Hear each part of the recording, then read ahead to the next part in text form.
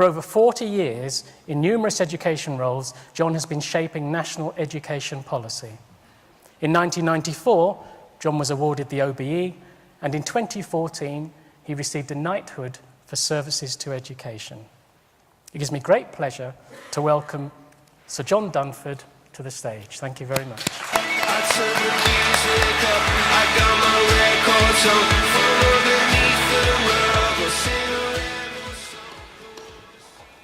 Thank you very much indeed, Tamba. Lovely introduction. My father would have been delighted and my mother would have believed it. Actually, I'm a maths teacher and I loved being a maths teacher. And then I stayed working in schools for about 30 years, half of that time as a head teacher. And it was a head teacher, it was a comprehensive school in Durham, and I had a lovely view of Durham Cathedral out of my office window, although I didn't sit there staring at it all the time. But that's really how I come to all of this, is my work as a maths teacher and as a head of maths, and my work as a head teacher. And my particular interest, I've been interested in all aspects of education, but my particular interest, both when I was a head and in particular when I worked for the Association of School and College Leaders, was curriculum development, curriculum and assessment, absolutely at the core of learning. And what I want to talk to you about briefly this afternoon is the notion of how we can bring the whole ethos of the village model into our curriculum planning in schools. And that's not just something for schools, it's something for those of you who work in community organisations and so on, to work with schools to increase the range of opportunities for young people. So the theme of what I'm really talking about this afternoon is the school curriculum, and in particular of the hats that Tamba has described that I wear at different times. My hat as chair of Whole Education, which I think is a particularly important organisation at this particular point in time. So Whole Education is a network of schools across the country, working in regional groups, and devising ways in which young people can have what I call a fully rounded education.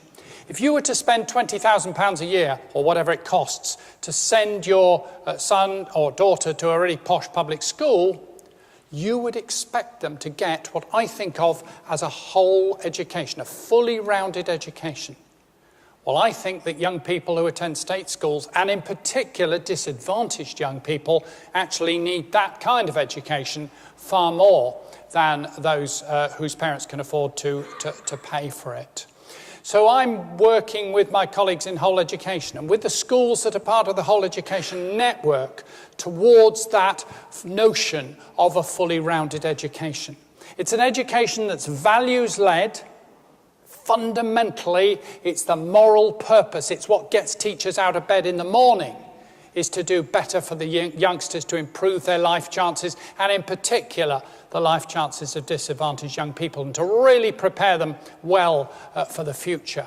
Values-led, evidence-informed. We see far too much education policy that's not evidence-informed, that's just driven by politics rather than evidence. And yet now, here in 2016, and particularly over the last 5 years or so with the Education Endowment Foundation's work, the amount of evidence available about what's effective in education has massively increased, and impact focused. And I think that's particularly important, Tamba, for today, to be impact focused. We could spend all day very happily talking about wonderful ideas that we have as educators or as community workers, or whatever you take part in. Great discussion, and we could go back walking on clouds. But the important thing is the impact it has on the lives of young people. So yes, I know you are values-led. Yes, you are evidence-informed, I'm sure. But I particularly want you to be impact-focused as well. And if you describe a whole education in the way that I do, that fully rounded education for young people, then there are local, national, and international elements in that education for sure. because that's what we're trying to do. Wherever we impact ourselves on young people's development, what we are trying to do, it seems to me, is to make them work ready, life ready, and ready for further study. And those things overlap. That's why, I'm a maths teacher, I love Venn diagrams, don't I? But there's that lovely bit in the middle that you can think of, and you can think of work ready, life ready, and ready for further study. There are local, national, and international elements in all of those three circles and in the way in which the circles intersect. So keep that diagram in your mind as we go through the afternoon. Now, I think this is important. This was a study done by the Royal Society of Arts, RSA, on an area-based curriculum. And I thought it was just worth sharing you the 9 principles that they came up with in their study of what a good local curriculum would look like. Because I think it's important that we use research, we are evidence-informed, and that we use this to help us do the work we do in developing the village model curriculum. Number 1, there's no single uniform model. If you are in Nottingham, you don't necessarily want to have exactly the same curriculum as a youngster who is growing up in Cornwall or in London or so on. Elements the same, yes, but some differences. Secondly, find out what the local resources are that are available to schools, map them, and then make sure you use them. And that, as an organisation, you can hugely help with across the East Midlands. Thirdly, co-develop, that's what today's all about, isn't it? Co-developing ideas for the curriculum between the school experts and the community experts. And not even necessarily the experts, but the people who will have ideas. Involve the young people themselves. Listen to the pupil voice. Listen to what the young people are saying. And in particular, I think it's particularly important to listen to the pupil voice of disadvantaged youngsters, because their voice is very often not heard. So listen to the pupil voice, involve them in curriculum development. Involve, as I say, particularly the disengaged as well as the disadvantaged. Link with national and international curriculum. You don't want to have the local curriculum over here and the national curriculum here and the international curriculum here. These things should be seen as seamless by the young people. Monitor impact. Don't do this in a woolly way. Approach it in a rigorous way, just so that the youngsters will study it just as rigorously as they're studying for their maths GCSE or whatever it may be.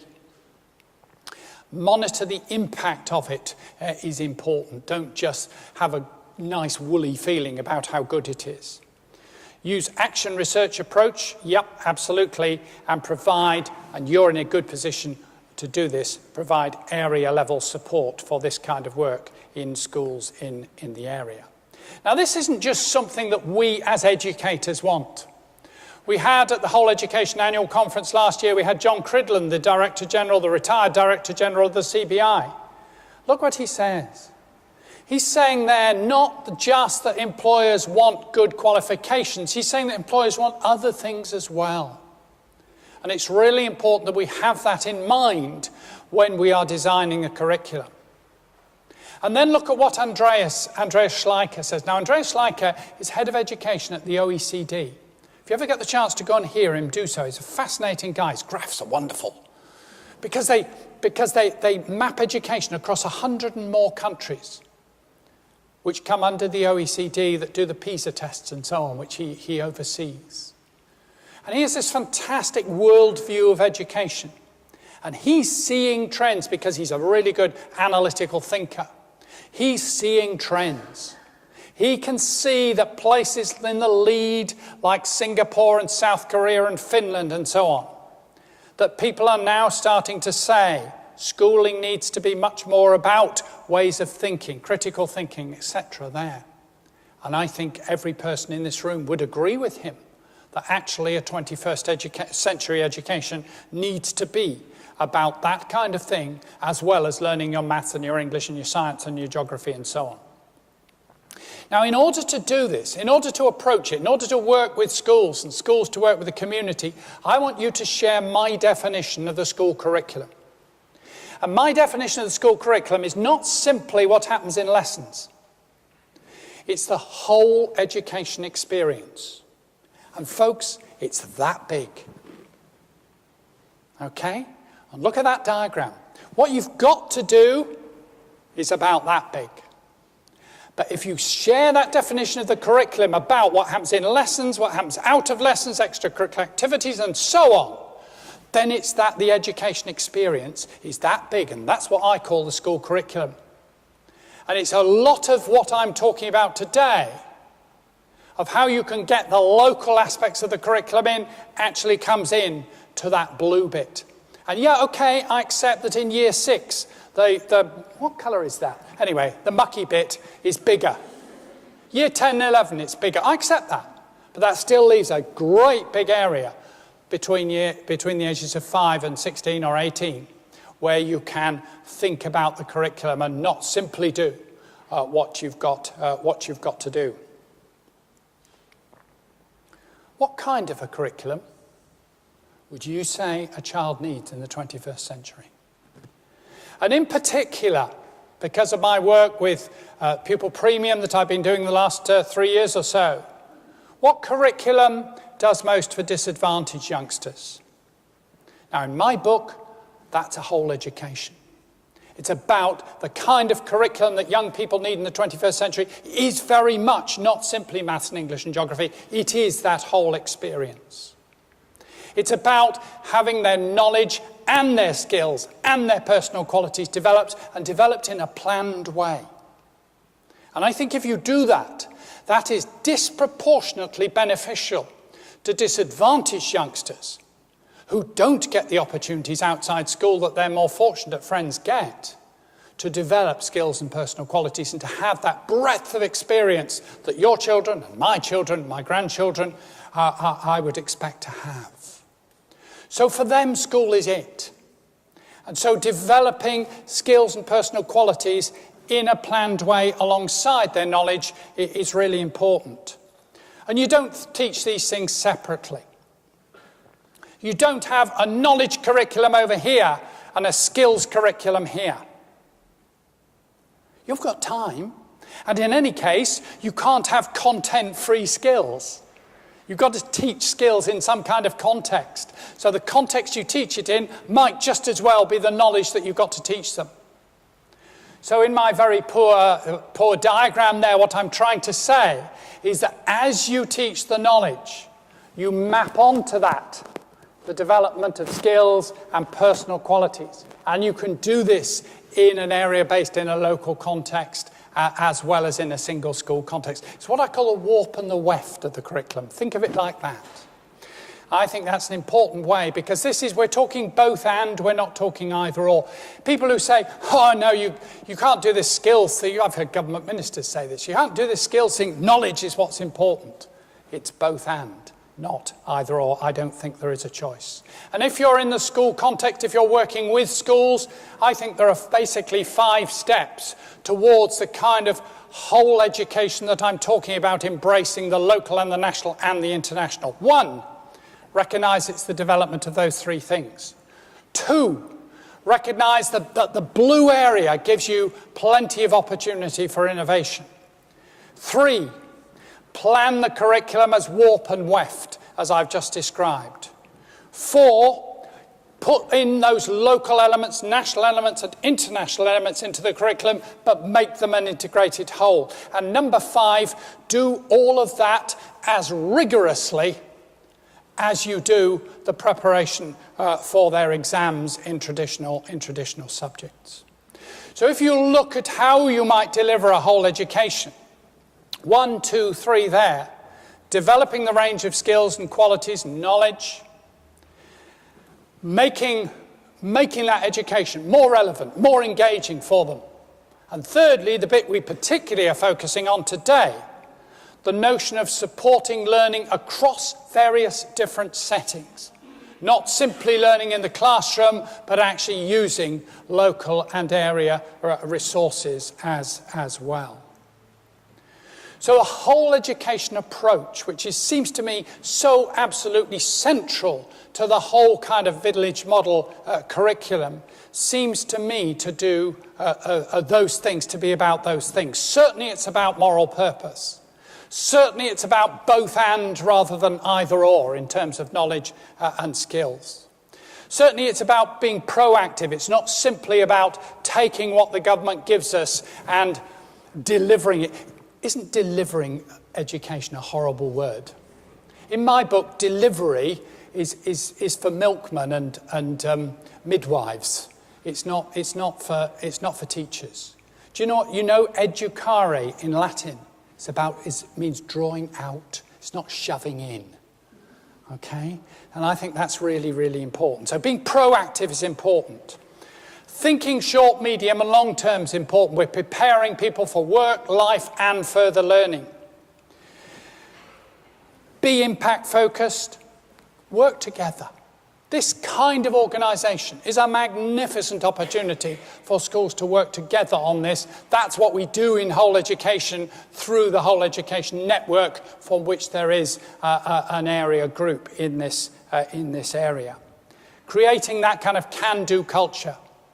Yes, we absolutely can do it. We look at what curriculum's needed by the youngsters in the 21st century and we jolly well do it. Just do it is a really good... It's a shame that the people who make trainers nicked it, really, because actually it's a really, really good motto, this, for educators, it seems to me. If you believe it's right, just do it. I tried to do that as a head teacher. Why does whole education matter? Well, it matters for all sorts of reasons. It matters because it's a great opportunity for schools to work with their communities and communities to work with their schools and for schools to make an impact in their communities. It's always seemed to me that the very best schools are about community impact, community involvement, as well as working on the individual children. And actually that those two things complement each other beautifully. It's about the thing on the right, about developing an entitlement. I did that again when I was a head teacher, about an entitlement. What the youngsters who came to the school, what I was head, what they were entitled to expect from that school. And I think, again, you can work on that in the context of a village model curriculum. And as I've hinted already, we believe in whole education, that offering that kind of education makes a major contribution to narrowing the gap. Education is and must always be about much more than getting exam results. It's about developing that whole child. If you think of the child at the age of 5 and you think of the child at the age of 16 or 18 and how different those are, and think of that development through time. The question in my mind always as an educator is, how can we have the most beneficial influence on the development of that child? Yeah, you're opening up the life opportunities for them by getting them the best qualifications they possibly can. But then there's all those other areas too that seem to me extremely important. Social Mobility Commission under Alan Milburn has said some interesting things about all of this. Preparing students for all aspects of life, not just exams. Supporting the development of character and other non-cognitive aspects is really important. It's not just a question, again, we say, of either or. Schools need to be doing both. Just as with the local and the national and the international, students need to be doing all three and they need to be seen to be well connected. So when I'm talking about the whole agenda with pupil premium and disadvantaged youngsters, I'm not simply talking about closing the gap. Think about it. There are two ways to close a gap. Those children do better, or those children do worse. And we don't want that. This is about raising achievement and closing the gap. And if anything, it's about raising achievement more, improving life opportunities, excellence as well as equity. And remember, equity isn't equality. Equity is about levelling the playing field. Equity is about doing more for some youngsters than for others. Youngsters whose opportunities in their lives are much more narrow, whose experience even of their own locality is much more narrow. I taught for part of my career on a white working class housing estate north of the river in Sunderland. Many of those children had never even been into Sunderland. It was across the river. And they had no idea how far away Newcastle was. Now, you probably don't know how far Sunderland and Newcastle are away, but you've got an excuse because you live here. But they didn't know that. It's like children who'd no idea where live in Nottingham, no idea where Leicester was. I started my teaching career in Nottingham. I taught in the Meadows after I'd done my degree at Nottingham University, and I taught at Mandela School, long closed, I guess, in the Meadows. And actually, I've forgotten this.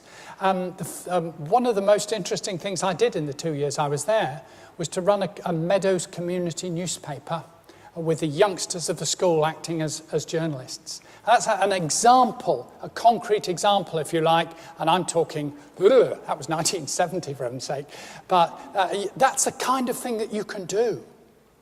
If you engage youngsters with their local community, at that time the Meadows was a redevelopment area, and the community people working in the Meadows were very, very keen to, if you like, preserve that community ethos, the good parts, at any rate, of that Meadows community ethos during a period in which people were being moved out of the Meadows while their houses were being redeveloped and then back in afterwards.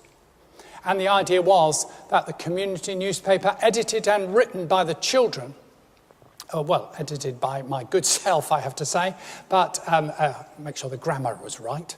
And I can't tell you the pride that those kids had when they saw our newspaper. It's called Centre Span. It had a picture of the bridge, West Bridgeford, on the front page.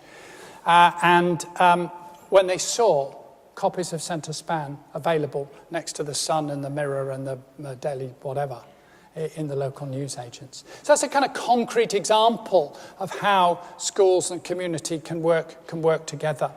And a whole education curriculum is really something that you can contribute to, and when you do, you're making a really important contribution to the work of the schools, and in particular to the development of disadvantaged children in the area. And my firm belief has been that the pupil premium, the work that we've done in the last 2 or 3 years with disadvantaged youngsters, is a fantastic opportunity for schools to innovate.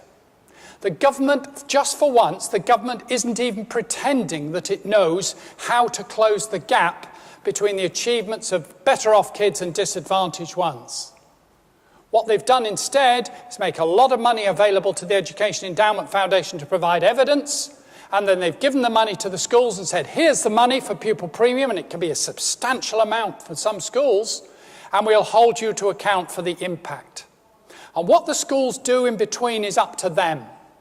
And that gives you too a great opportunity to work with schools and schools to work with the local community to do innovative things between there and there that really make an impact on the life chances of the youngsters. So my message through whole education and all the other avenues that I have to speak to audiences about disadvantaged youngsters is stop looking up, which the teaching profession has done massively for the last 25 years, to see what the government's telling them to do or what Ofsted's telling them to do. Stop looking up and start looking out. Looking out to work with organisations in the area. Looking out to the evidence that's available, particularly from the Education Endowment Foundation, but also from schools that are very successful in this work. And then working together to create a curriculum that's right for the youngsters in your particular area.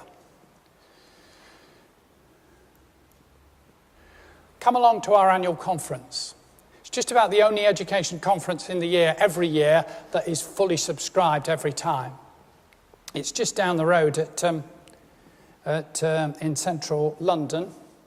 It's a 2-day conference. Well, it's only just down the road from Nottingham. It's a 2-day conference. Come for one of the days. It is Is it Iggy? Is it not? It is incredibly stimulating 2 days. And you would be very, very welcome to attend that stellar list of speakers. Read that book. I've just written it. It came out 4 days ago, and I'm really chuffed about it. And everything I've said to you this afternoon and more is in there. There's chapter 3 is about the curriculum. There's a section in there about the importance of the development of the local curriculum and this RSA work. And the general message, it's a book predominantly for school leaders, but the message is, even with all the central direction of education that we have at the moment, there is still massive opportunity to be innovative. Massive opportunity to work in partnership with other schools and with your local community to develop the kind of education that young people need in the 21st century.